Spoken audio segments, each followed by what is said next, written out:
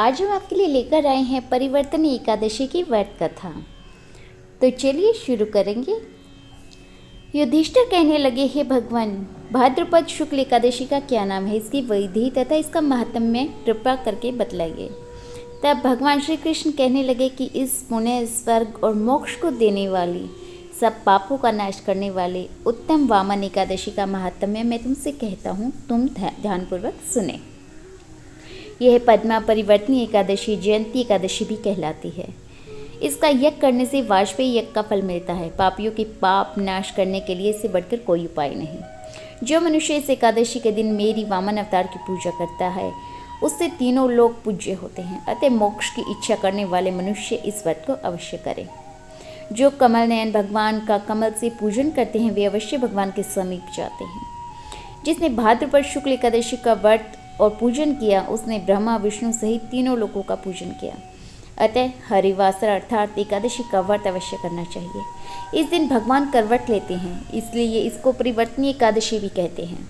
भगवान के वचन सुनकर युधिष्ठिर बोले कि हे भगवान, मुझे अति संदेह हो रहा है कि आप किस प्रकार सोते और करवट लेते हैं तथा किस तरह राजा बलि को बांधा और वामन रूप रखकर क्या क्या लीलाएं की। चातुर्मास के व्रत की क्या विधि है, आपके शयन करने पर मनुष्य का क्या कर्तव्य है, सो आप मुझे पूरा विस्तार से बताएं। श्री कृष्ण कहने लगे कि हे राजन, अब आप सब पापों को नष्ट करने वाली कथा का श्रवण करें।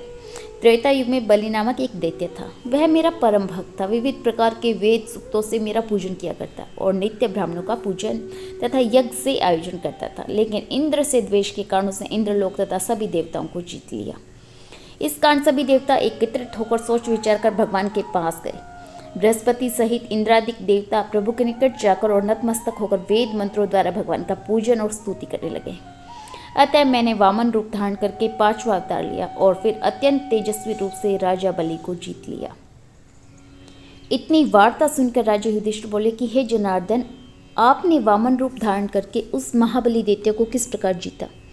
श्री कृष्ण कहने लगे कि मैंने वामन रूपधारी ब्रह्मचारी बलि से 3 पग भूमि की याचना करते हुए कहा कि ये मुझको 3 लोक के समान है और हे राजन, यह मुझको अवश्य ही देनी होगी।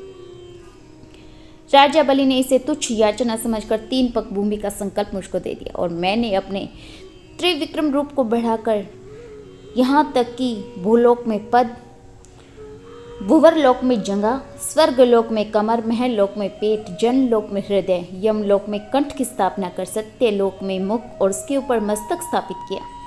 सूर्य, चंद्रमा आदि सब ग्रह, गण, योग, नक्षत्र, इंद्रादिक देवता और शेष आदि सब नागगणों ने विविध प्रकार से वेद सूक्तों से प्रार्थना की। तब मैंने राजा बलि का हाथ पकड़कर कहा कि हे राजन, एक पद से पृथ्वी, दूसरे से स्वर्गलोक पूर्ण हो गए, अब तीसरा पग कहाँ रखूं। तब बलि ने अपना सिर झुका लिया और मैंने अपना पैर उसके मस्तक पर रख दिया, जिससे मेरा वह भक्त पाताल को चला गया। फिर उसकी विनती और नम्रता को देखकर मैंने कहा कि हे बलि, मैं सदैव तुम्हारे निकट ही रहूँगा। विरोचन पुत्र बलि से कहने पर भाद्रपद शुक्ल एकादशी के दिन बलि के आश्रम पर मेरी मूर्ति स्थापित हुई। इसी प्रकार दूसरी क्षीर सागर में शेषनाग के पष्ठ पर हुई। हे राजन, इस एकादशी को भगवान शयन करते हुए करवट लेते हैं, इसीलिए तीनों लोकों के स्वामी भगवान विष्णु का उस दिन पूजन करना चाहिए। इस दिन तांबा, चांदी, चावल और दही का दान करना चाहिए। रात्रि को जागरण अवश्य करना चाहिए। जो विधि पूर्वक इस एकादशी का व्रत करते हैं, वे सब पापों से मुक्त होकर स्वर्ग में जाकर चंद्रमा के समान प्रकाशित होते हैं और यश पाते हैं। जो पाप नाशक इस कथा को पढ़ते हैं, सुनते हैं, उनको 1000 अश्वमेघ यज्ञ का फल भी प्राप्त होता है। तो ये थी परिवर्तनी एकादशी की व्रत कथा। इसी के साथ हम करेंगे वीडियो का एंड। मिलेंगे बहुत जल्द एक नई वीडियो के साथ, नए टॉपिक के साथ।